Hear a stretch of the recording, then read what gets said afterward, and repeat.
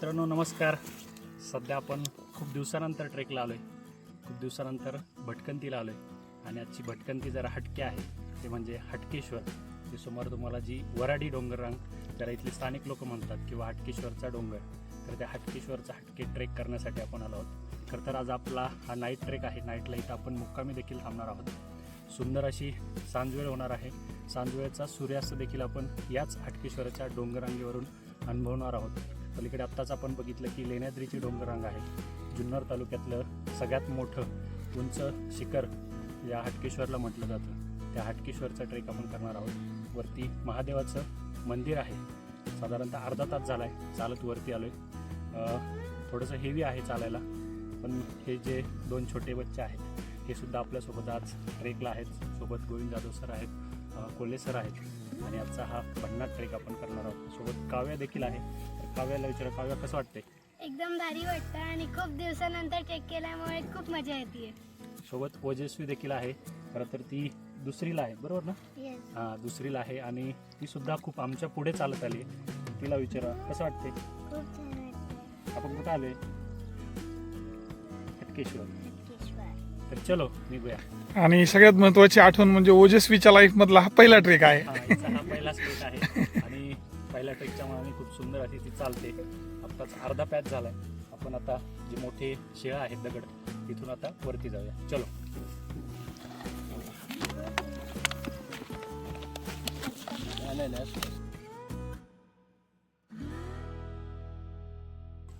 मित्रांनो अगदी मध्यावर आलोय.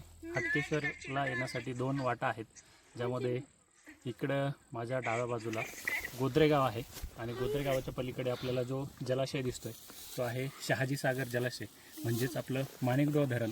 आणि आपण ज्या वाटेने आलोय ते आलमेगाव, म्हणजे जी लेण्याद्रीची बाजू आहे त्या लेण्याद्रीच्या बाजूवरून आपण आता मध्यावर आलोय.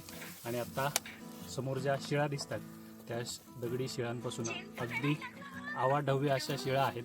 त्या शिळांपासून आता आपण वरती जाऊया. चलो मित्रांनो, अर्धा टप्पा आपण आता पार केलाय. मध्यावर आलोय. दोन बुक केल्यात, मस्त ताव मारतात खायला. आणि समोर एक मस्त असं मंदिराच्या शिखरासारखा एक सुळका आपल्याला या ठिकाणी दिसतोय. तो आपण आता बघूया.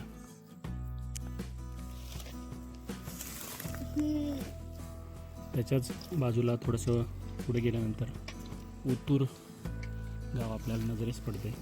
खाली सुंदर असं हे शेतजमीन, आलमेगाव आणि हा परिसर या ठिकाणाहून दिसते.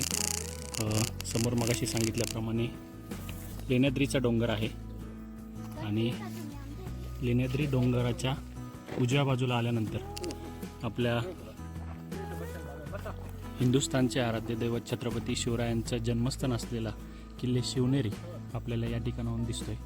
आणि शिवनेरीच्या बाजूलाच आपल्याला वडस धरण या ठिकाणाहून दिसतंय. वडस धरणाचा अतिशय सुंदर असा, थोडंसं धुका आहे परंतु सुंदर असा परिसर या ठिकाणाहून दिसतोय. आणि ह्या संपूर्ण माळरानावर सोनेरी रंगाची छटा पसरलेली आपल्याला दिसते. थोडंसं अंतर राहिले, वरती जाऊया.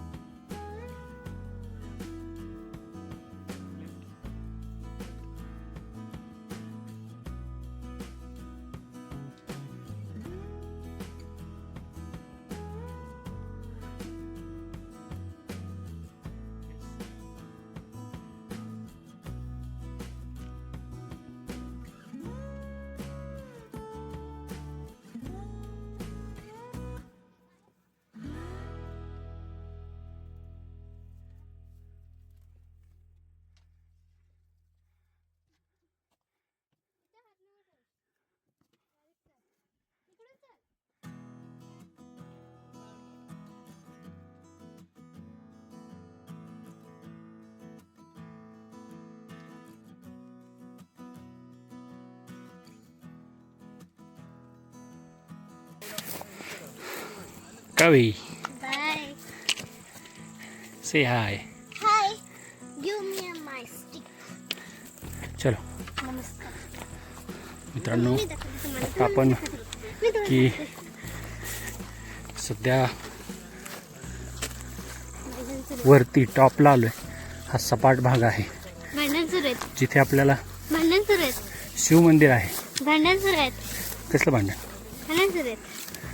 अशीच भांडण सुरू आहेत. तर स्वप्नामधले एक थोड्या अंतरावर भांडण सुरू आहेत. इथे प्रसिद्ध असलेलं मंदिर आहे. हटकेश्वराचं मंदिर आहे.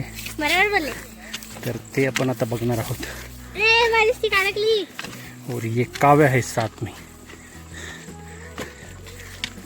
तुम्हाला लई लाईक सबस्क्राईब येतील का माहिती का? आता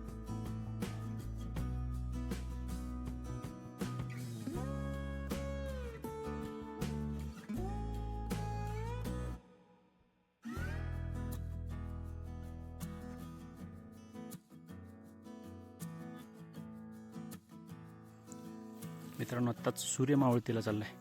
ही सगळं सोनेरी पठार आपल्याला या ठिकाणून दिसतंय आणि सुंदर असा ट्रेक आपला आता सुरू आहे. मित्रांनो, सध्या आपण एकदम हटकेश्वर मंदिराच्या जवळ येऊन पोहोचलो आहे. समोर आपल्याला सगळ्यात पहिले दिसते तो शिंदोळा किल्ला, त्याच्या बाजूला उधाळ्या डोंगर, त्याच्या बाजूला जी टेकडी दिसते ती तिवई टेकडी आहे. हे पिंपळगाव जोगा धरणाचं जलाशय आपल्याला या ठिकाणून दिसते. समोरच सगळ्या भटक्यांचं श्रद्धास्थान असलेलं हरिश्चंद्रगडाचा तारामती शिखर आपल्याला या ठिकाणी दिसतंय. त्याच्यानंतर रोहिदास शिखर आहे. त्याच्यानंतर तारामती शिखर, हरिश्चंद्रगडाचा बालेकिल्ला आणि संपूर्ण म्हाळशेजचा परिसर या ठिकाणून आपल्याला दिसतोय. आता आपलं समोरच मंदिराच्या दिशेने आपण चाललो आहे.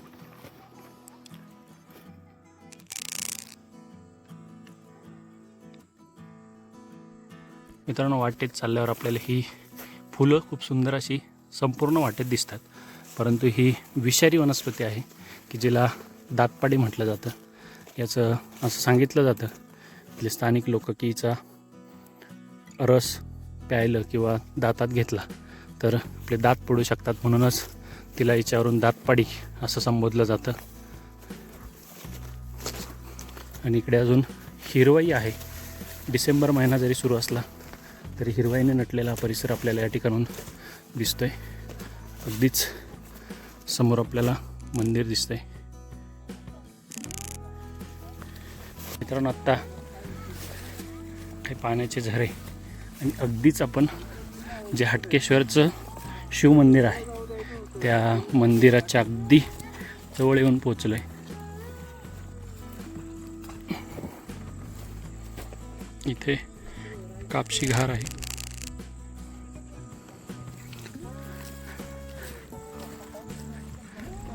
इथे एक आता पत्र्याचं शेड आणि सगळा परिसर.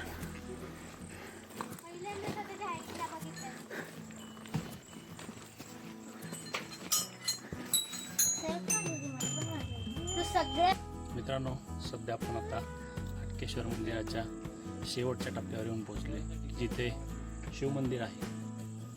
तर इथे खूप सारे नंदी आपल्याला पाहायला भेटतात. हे एक इच्छापूर्ती मंदिर आहे. ज्याची कोणाचा नवस पूर्ण होतो तर इथे महादेवाला नंदी व्हायला जातो. इथली ही प्रथा आहे.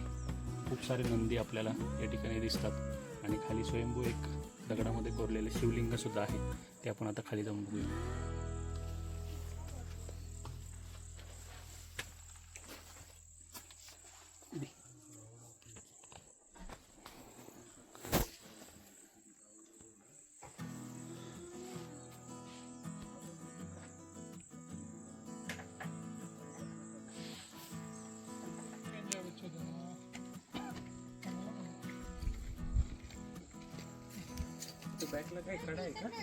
फोटोग्राफर आपको चाहिए क्या? बिस्किट दे है ना.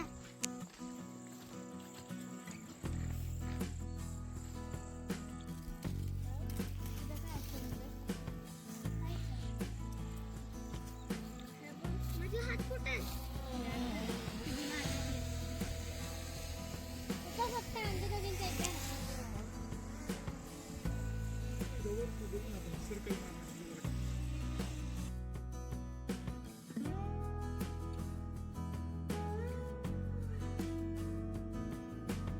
आम्ही हटकेश्वराच्या मंदिरापाशी आलेलो आहोत आणि इथे खिचडीची तयारी सुरू आहे आणि आम्ही नंतर शेकोटी सुद्धा करणार आहोत आणि नंतर स्टार गेजिंग सुद्धा करणार आहोत.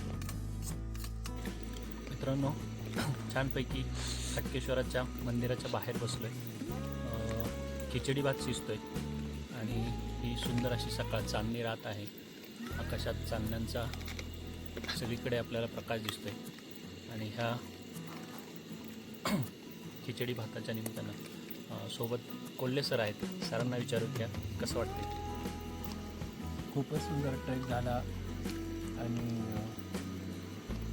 एक वेगळा अनुभव आहे की चांदणे वगैरे आकाशामध्ये आहे, स्टार गेजिंग, खिचडीचा वास येतोय आणि सुंदर वाटत आहे. गोविंद जाधव सर आहेत. सर खरं म्हणजे खूप दिवसानंतर सुंदर योग जुळून आलेला आहे आणि याच्या ट्रेकमध्ये अचानक ठरलेली म्हणजे 2 तासापूर्वी ठरलेला पाहुणा म्हणजे मोबाईल घेऊन बसलेली काव्या आणि खरं म्हणजे शेवटच्या 2 मिनिटामध्ये येणारा पाहुणा म्हणजे ओजस्वी. हिची ही पहिलीच ट्रेक आहे.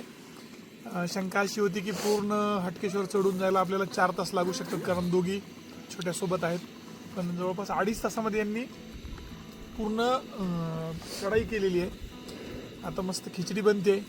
याच्यानंतर खिचडी झाली की जेवण करायचं. जेवण झाल्यावरती मस्त बोनफायरसाठी लाकडं आणलेले आहेत. सुंदर बोनफायर करायचं, सोबत स्टार गेजिंगही करायची आहे. आणि आजचा योग असा चांगला आहे की आज उल्का वर्षाव पण होणार आहे, तर त्याचाही आस्वाद घ्यायचा आहे. असा म्हणजे सगळ्या बाजूंनी असा सुवर्ण योग जुळून आलेला आहे. एक छान एक्सपिरियन्स आहे आणि अजून सकाळी सुद्धा आपल्याला काही गोष्टी बघता येतील. मित्रांनो, आता सरांनी सांगितल्याप्रमाणे आता खिचडी भात खाल्यानंतर बोन फायर करून आपण टेंट लावणार आहोत आणि सकाळी उठल्यावर इथल्या हटकेश्वराचं मुख्य आकर्षण ज्याला म्हणतात तो नैसर्गिक ब्रिज किंवा नेहड ज्याला म्हटलं जातं ते आपण बघणार आहोत आणि सकाळचा सूर्योदय देखील आपण याच हटकेश्वराच्या डोंगरांगेवर बघणार आहोत. तर आता प्रतीक्षा आहे ती खिचडी भात शिजण्याची. चलो.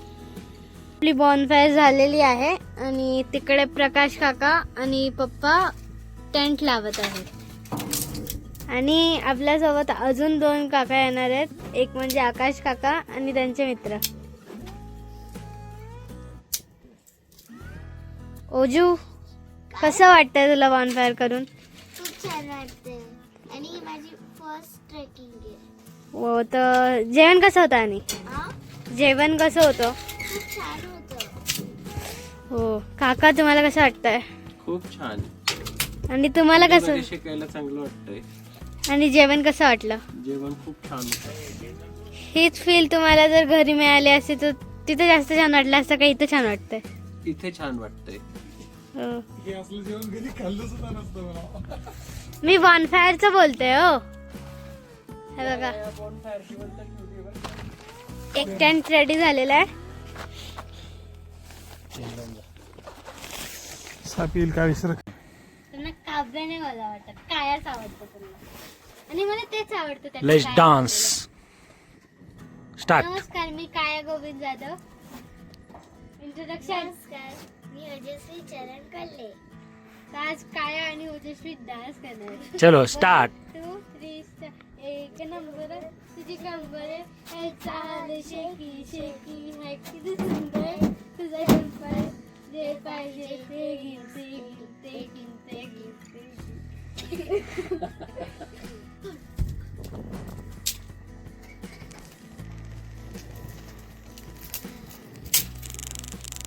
चल मी तुला एक डान्स लय सिंपल आहे. मग काय करायचं माहिती का? ते अंगावर उडते. काय करायचं? काका द्या ना, मला बोलायचं तुमच्या ब्लॉगमध्ये. तुम्ही माझा एक्सपिरियन्सच नाही विचारत. बोल, कसं वाटते का? खूप छान वाटते. बोल की, सांग की तुझा एक्सपिरियन्स. छान होतं.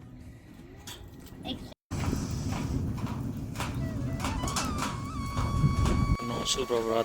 सध्या आपण आता छानपैकी झोप झाली. थंडी खूप आहे आणि हे सुंदर असं सूर्योदयाचं वातावरण आपल्याला ठिकाणी दिसतंय. पिंपळगाव जोगा धरणावर हे सकाळच्या कोवळ्या उन्हाच्या छटा पडल्यात.